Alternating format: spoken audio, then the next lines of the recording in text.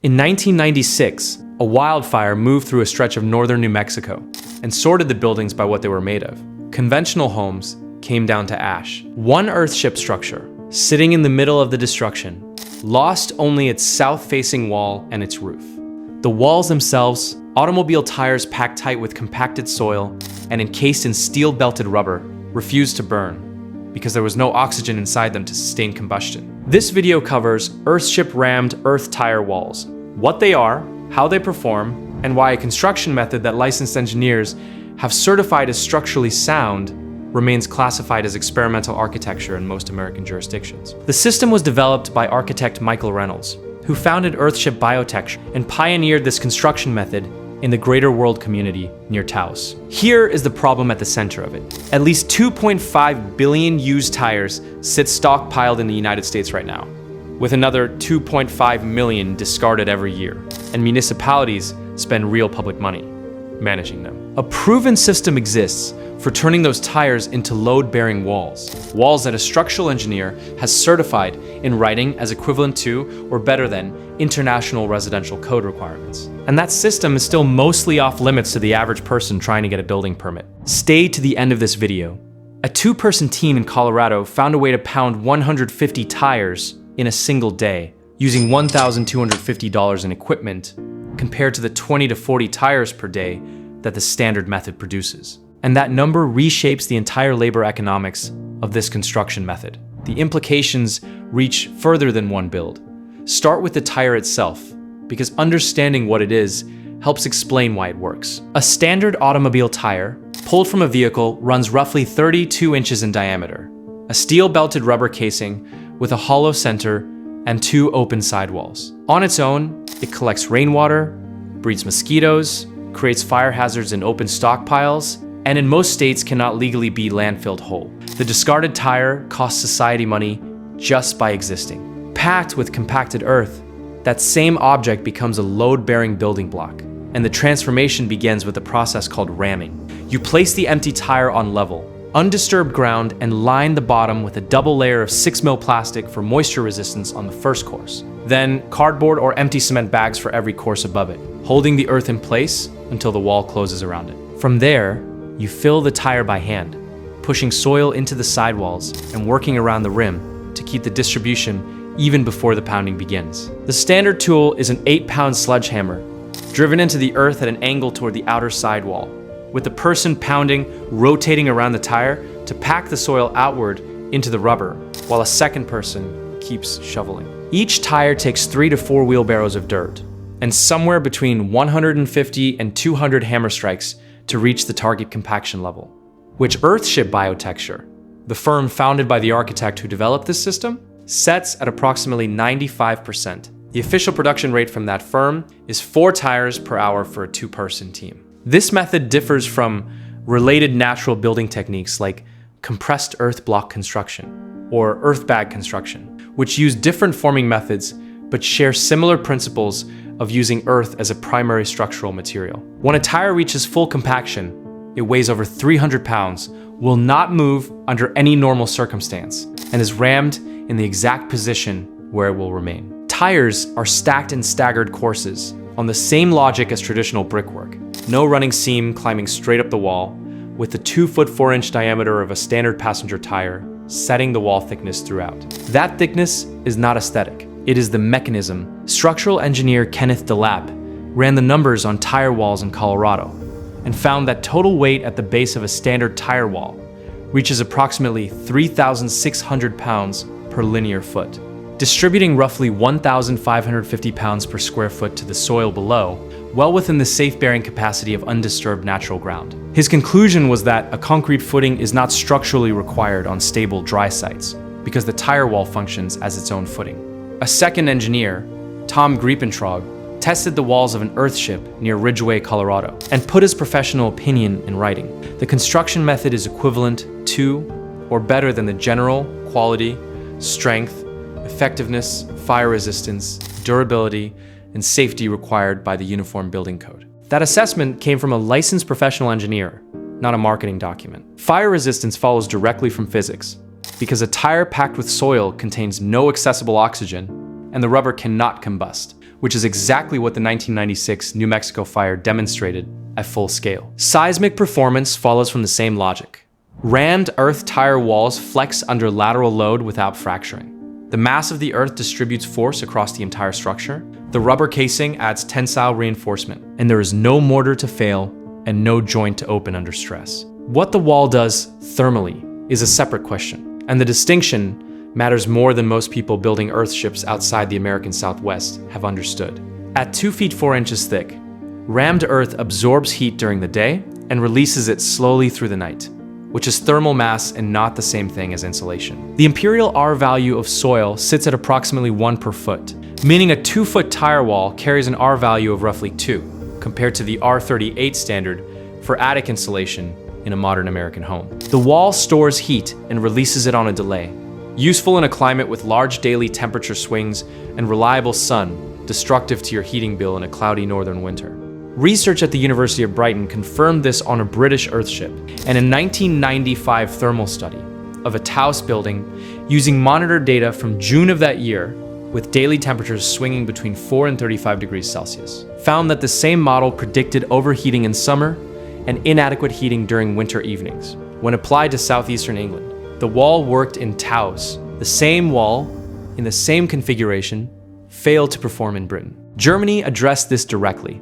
Builders working on the country's first Earthship, completed in Tempelhof in 2015 and 2016, partnered with the Fraunhofer Institute to add exterior insulation and reduce thermal bridging, keeping the tire wall while adjusting the system around it for the climate. The University of South Australia published research confirming that tire walls with rigid insulation cladding perform comparably to straw bale walls, a well-regarded natural building standard, and that when combined with an earth berm, heating and cooling energy requirements become negligible in temperate climates. A Canadian study modeled embodied energy and life cycle assessment across materials and found that whole earth-filled tires in a floor slab application required 74% less embodied carbon than a precast concrete floor slab of the same area, and produced 89% less global warming potential. The tire, in that application, outperformed the industry standard at nearly every environmental metric. The history of this system starts in Taos in 1969, when Michael Reynolds arrived after graduating from the University of Cincinnati with an architecture degree and began building with whatever the surrounding culture had decided to throw away. Beer cans came first, before recycling programs existed, and those cans were simply discarded, wired together into bricks and mortared with adobe concrete. Reynolds' 1971 thesis appeared in Architectural Record. His first can brick house sold to attorney Steve Nadelson for $11,000 and still stands today under the name The Thumb House. Tires entered the picture through the same logic. They were the most abundant waste material in northern New Mexico. They were free. The earth to fill them was underfoot, and the labor required no specialized credentials. Actor Dennis Weaver commissioned Reynolds to build an Earthship near Ridgway, Colorado, and Keith Carradine commissioned another, and the designs started getting press. The 2007 documentary Garbage Warrior later captured this pioneering phase and Reynolds' battles with regulators. Then the complaints arrived, and they were substantive. Some roofs leaked, some structures failed to maintain comfortable interior temperatures. Buyers who believed they were getting a self-sufficient home found themselves running supplemental heat. Lawsuits followed, and in 1990, Reynolds surrendered his New Mexico architecture and construction licenses. After a year-long dispute with multiple clients, the State Architects Board having concluded that his home designs were illegal and unsafe. Reynolds kept building anyway, outside the licensing system, on his own land with volunteers, until the state intervened again, and what followed consumed 17 years.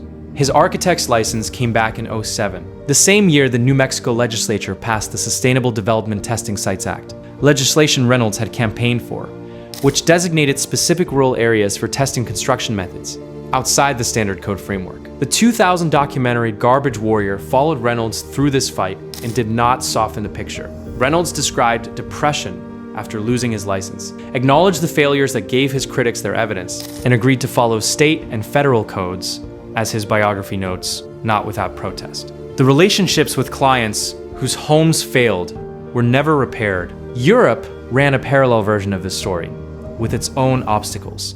In 2000, Reynolds traveled to Belgium with a full team already in transit.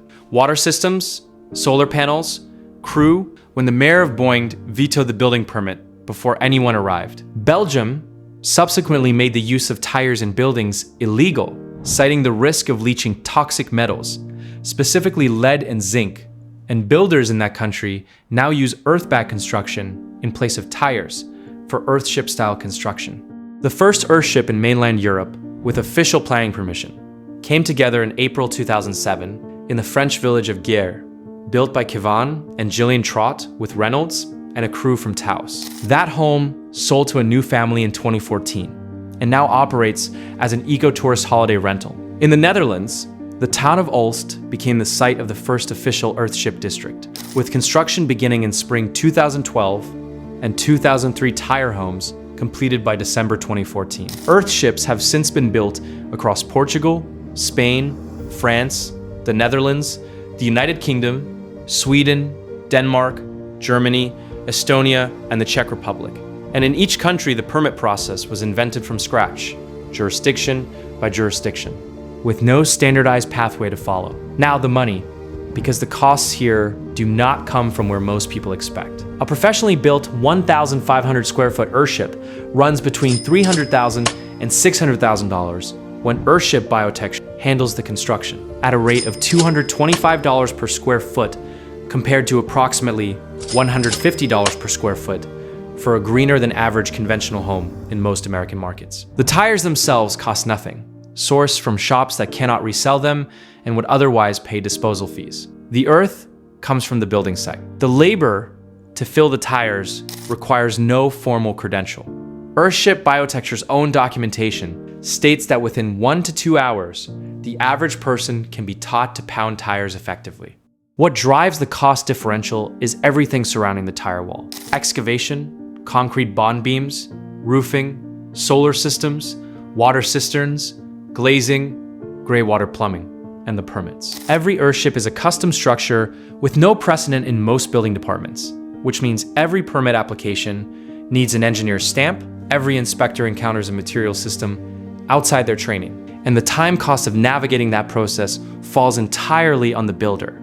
Experienced permit consultants identify the engineer's stamp as the single most reliable path forward because it transfers liability from the jurisdiction to the professional and makes approval more likely. Resale makes the financial picture worse. A study cited by RealAssetsJunkie.com found that the average resale price of an Earthship is $191 per square foot against a construction cost of $225 per square foot from Earthship Biotecture. For a 1,700 square foot global model Earthship, the firm's standard offering, that spread produces a net loss of $57,800, $382,500 to build. $324,700 recovered on sale.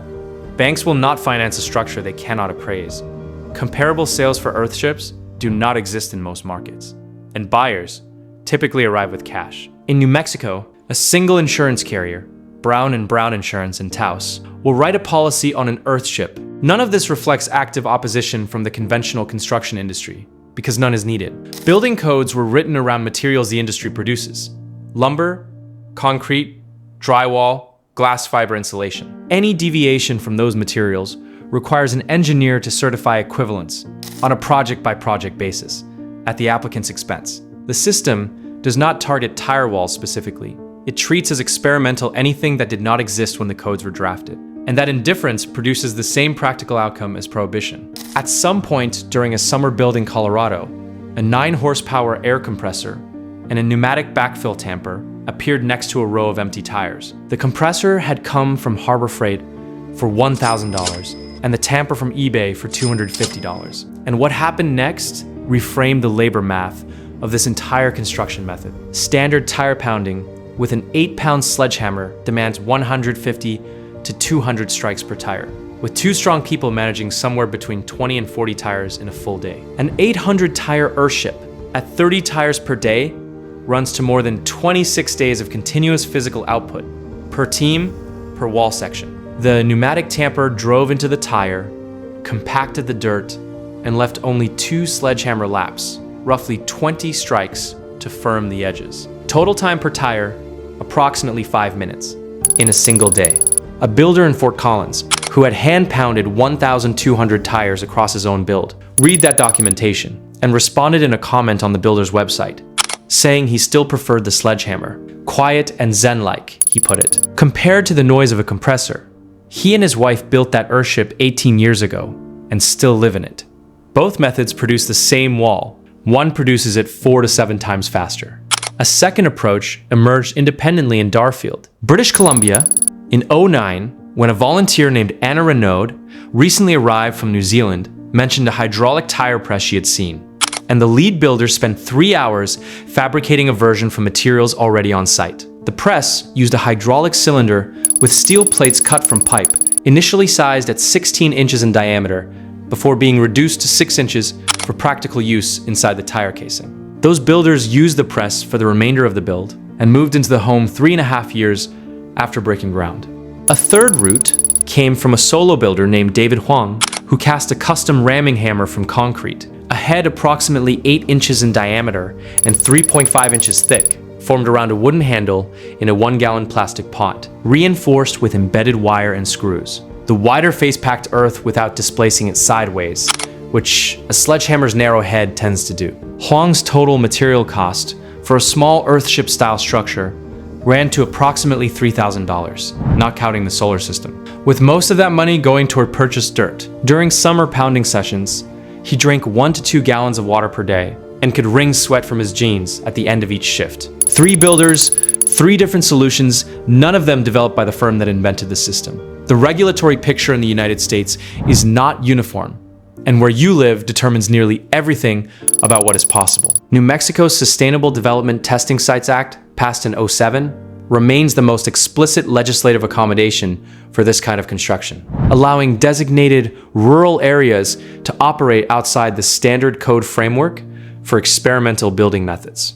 The Greater World Community near Taos, which became a legal subdivision in 1998, and consists entirely of Earthships, represents the most established version of that pathway in practice. Residents there have produced their own energy, harvested their own water, and managed their own sewage for more than 2 decades, 14 miles northwest of town on a high desert mesa. Outside New Mexico, builders have identified Arizona, Colorado, Wyoming, Nevada, and Pennsylvania as the most permissive states for unconventional construction, though permissiveness varies significantly by county within each state.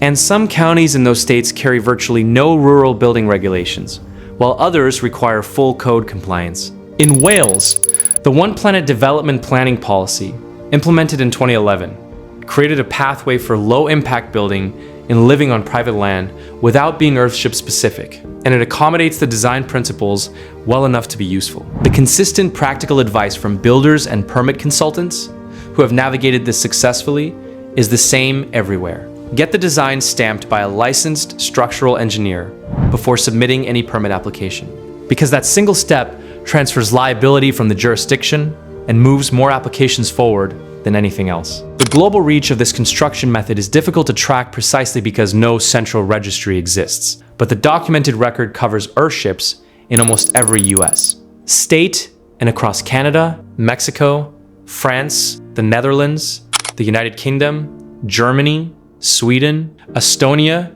the Czech Republic, South Africa, Sierra Leone, Malawi, Bolivia, Argentina, India, Belize, and Australia. Angel and Yvonne Kemp built the first Earthship in South Africa between 1996 and 1998, near Hermanus, in a 60-hectare private nature reserve, ramming 1,500 tires in the process. And that structure still stands. In 2011, the Goderich Waldorf School in Sierra Leone became the first educational institution built using Earthship architecture, with Reynolds and a team of interns completing the first 2 classrooms and community members trained in Reynolds' techniques finishing the rest. In South Australia, Earthship Ironbank, built by Martin and Zoe Frenny, southeast of Adelaide, became the first Earthship in Australia constructed with formal council permission, establishing a regulatory precedent for the country.